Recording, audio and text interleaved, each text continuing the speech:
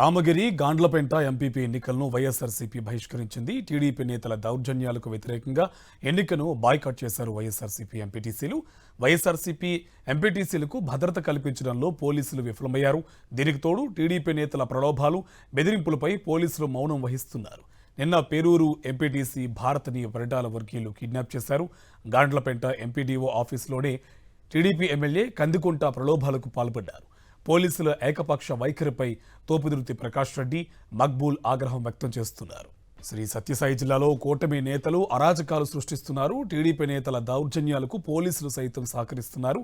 అడ్డదారిలో MPP పీఠాలను దక్కించుకునే ప్రయత్నాలు చేస్తున్నారు. సంఖ్యాబలం లేకపోయినా రౌడీయిజం చేస్తూ అక్రమాలకు తెగబడుతున్నారు. దీంతో గురువారం వాయిదా పడ్డ రామగిరి, గాండ్లపెంట ఎంపీపీ స్థానాలకు ఈరోజు ఉప ఎన్నిక జరగనుంది. రామగిరి ఎంపీపీ ఎన్నిక నేపథ్యంలో వైఎస్ఆర్సీపీ జడ్పీ చైర్పర్సన్ బోయ గిరిజమ్మను హౌస్ అరెస్ట్ చేశారు పోలీసులు.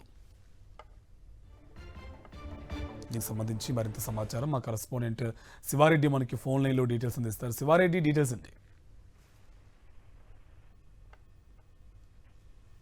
కార్తీక్, టీడీపీ కూటమి నేతల దౌర్జన్యాలు, అదేవిధంగా పోలీసుల ఏకపక్ష వైఖరికి నిరసనగా వైఎస్ఆర్ కాంగ్రెస్ పార్టీ ఎంపీపీ ఎన్నికలను బాయ్కాట్ చేసిన పరిస్థితి ఉమ్మడి అనంతపురం జిల్లాలో కనిపిస్తుంది. ఎందుకంటే నిన్న వాయిదా పడిన రాజస్థాన్ నియోజకవర్గంలోని రామగిరి ఎంపీపీ ఎన్నిక కావచ్చు, కదిరి నియోజకవర్గంలోని గాండ్లపేట ఎన్నిక కావచ్చు, ఈ రోజు జరగాల్సి ఉంది.